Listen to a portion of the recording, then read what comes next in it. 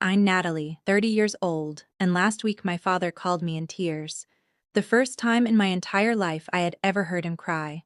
2 years ago, I called my parents crying, having just received a stage 3 cancer diagnosis. My father said one sentence I will never forget: 6 months of chemotherapy, 36 trips to the hospital. Not a single visit from my family. They were too busy planning my brother's wedding. Now my father needs me. And my answer was exactly 4 words. Let me take you back 2 years, to the day I got the call from my doctor. I was a senior graphic designer at a mid-sized agency in Boston. I had clawed my way up from intern to senior designer in 5 years, with no help from anyone. My apartment was a one-bedroom in Somerville. Nothing fancy, but it was mine. I had a routine: coffee at 6:30, gym 3 times a week, dinner with my friend Claire on Thursdays. That Wednesday started like any other. I was in the middle of a campaign for a big client when my phone buzzed with a number I didn't recognize. "Miss Hartley, this is Dr. Morgan's office. We have your biopsy results." I remember the exact temperature of my coffee: lukewarm, because I had forgotten about it for an hour. They don't call you in for good news. The next morning, Dr. Morgan didn't waste time. "Stage 3 breast cancer," she said. "The tumor is aggressive. We need to start treatment immediately." I sat in that sterile office, feeling my body leave the chair, like I was watching myself from somewhere near the ceiling. "Do you have someone who can drive you home?" Without thinking, I said, "I'll call my dad." Here is what you need to understand about my family. My father, Thomas Hartley, was the kind of man who believed his word was law, not in the dramatic way, but in that quiet, immovable way that made everyone around him adjust their lives to accommodate his opinions. My brother Ethan was 2 years younger than me, but you would never know it by how our parents treated us.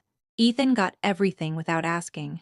I got told that girls don't need expensive degrees, so I took out $87,000 in student loans for a state school. Ethan had just gotten engaged to Nicole, and the wedding set for October had consumed my family like a black hole. Every conversation was about the wedding. "Dad," I said into the phone, my voice cracking, "I just came from the doctor. I have cancer. Stage 3. Silence. I could hear him breathing. Then he said something I will never forget. "Natalie, we can't deal with this right now. Your brother is planning his wedding. You're a strong girl. You've always been independent. You'll figure it out." The line went dead. I sat on that bench for 45 minutes. I wanted to call back. I wanted to scream that his daughter might be dying. But I didn't. I just took a screenshot of the call log and added it to a folder I titled Family. That was the last time I called my father for 2 years. The first day of chemotherapy, I drove myself to the hospital. I was assigned to chair 7 in the infusion center. The nurse, a kind woman named Rita, accessed my port and started the drip. "It's okay to be nervous, honey. Most people bring someone with them." She was right. Every other chair had someone: a husband holding his wife's hand, a mother reading to her teenager, a daughter with homemade soup. Chair 7 had me. Just me. I texted my mother that day: "Starting chemo today. I'm scared."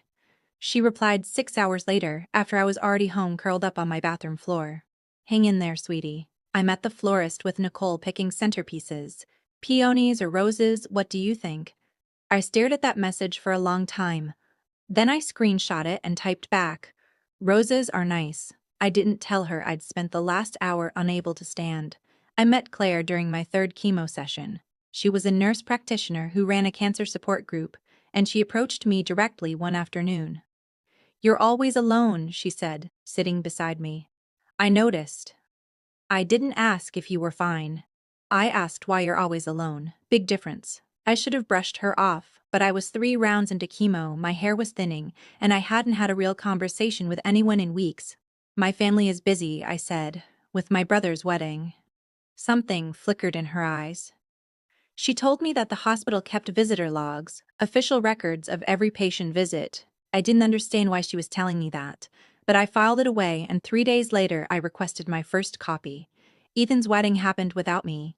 My father had called beforehand to say they thought it best I didn't attend. "You look unwell," he said. "It's Ethan's special day. We don't want anything to overshadow it." Anything meaning me. The wedding photos appeared on Facebook. My mother's posts got 247 likes while I lay recovering from round 4. The caption read, "The happiest day of our family's life." I screenshot it, closed Facebook, and didn't open it again for 6 months. 3 weeks after the wedding, the medical bills started arriving. After deductibles, co-pays, and medications my insurance wouldn't cover, I was looking at $47,000 I didn't have. I sold my car, canceled every subscription, stopped buying groceries that weren't on sale. And when that still wasn't enough, I asked my father for help. His response came 2 hours later. Your mother and I just finished paying for Ethan's wedding. We don't have extra right now. Have you looked into a personal loan? My family had just spent $80,000 on my brother's wedding and couldn't spare a single dollar for my survival.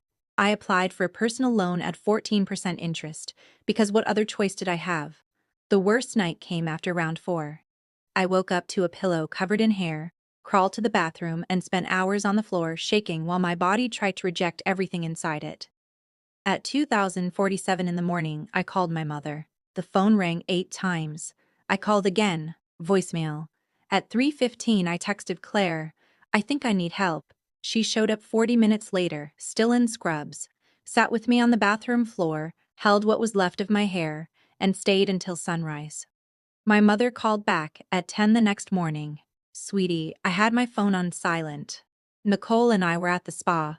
Post-wedding stress relief. What did you need? I looked at Claire making tea in my tiny kitchen, then at the bald patches in the bathroom mirror. Nothing, Mom. It was nothing.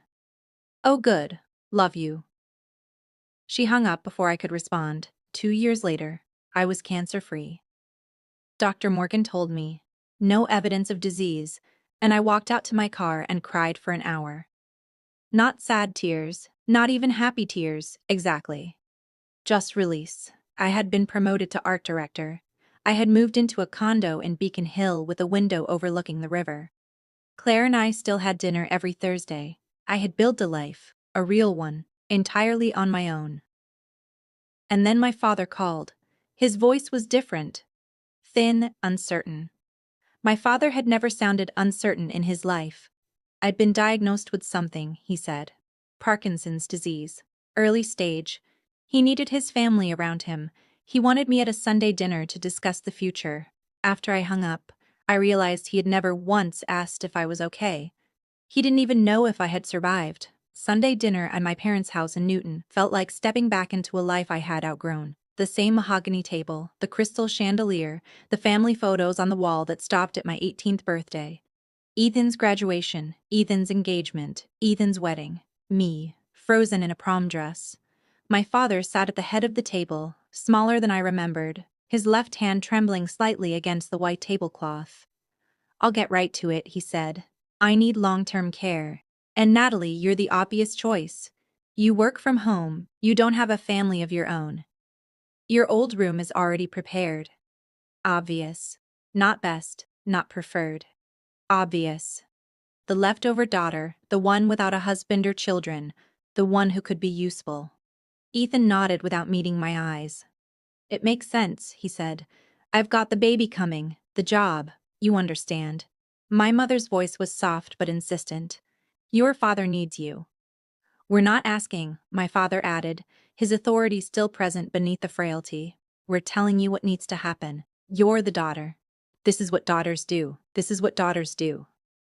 The words hung in the air like smoke. Before I answer, I said, I want to ask you something. When was the last time you asked how I was doing? Silence. Do you even know if I'm still in remission? Do you know what my last scan showed? Do you know anything about my health at all? My father's face shifted. Then I reached into my purse, slowly and deliberately, and placed my phone face up on the mahogany table. I had stage 3 cancer, I said. 6 months of chemotherapy. I lost my hair. I spent $47,000 out of pocket after you told me to get a loan. And I showed them the screen. The hospital visitor log, official documentation, 36 visits, and one column that repeated the same word over and over. None. None. None. My mother's hands trembled as she scrolled through months of entries. Ethan grabbed the phone and went pale. Nicole leaned over his shoulder, her jaw tight. Every screenshot was time-stamped.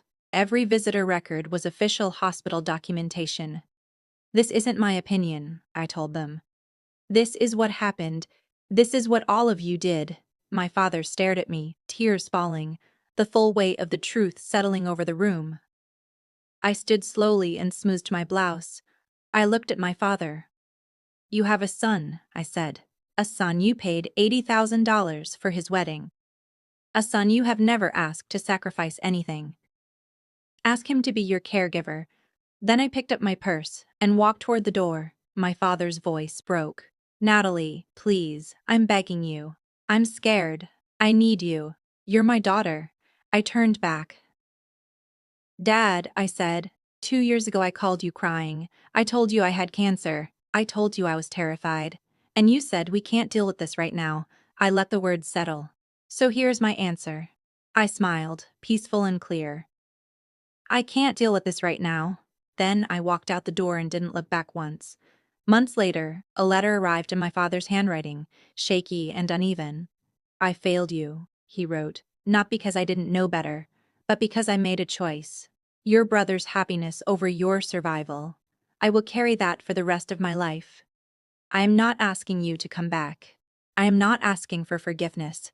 I only want you to know that I see it now. I see the daughter I pushed away and the woman she became without me. You are stronger than I ever was. Your father, if you still allow me that title, Thomas." I folded the letter and placed it in a drawer. I didn't write back, but I didn't throw it away either. I am still cancer-free. I have been promoted to creative director. I am dating someone kind who shows up consistently, the way people who love you are supposed to.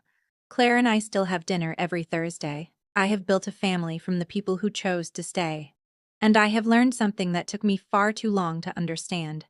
Family isn't blood.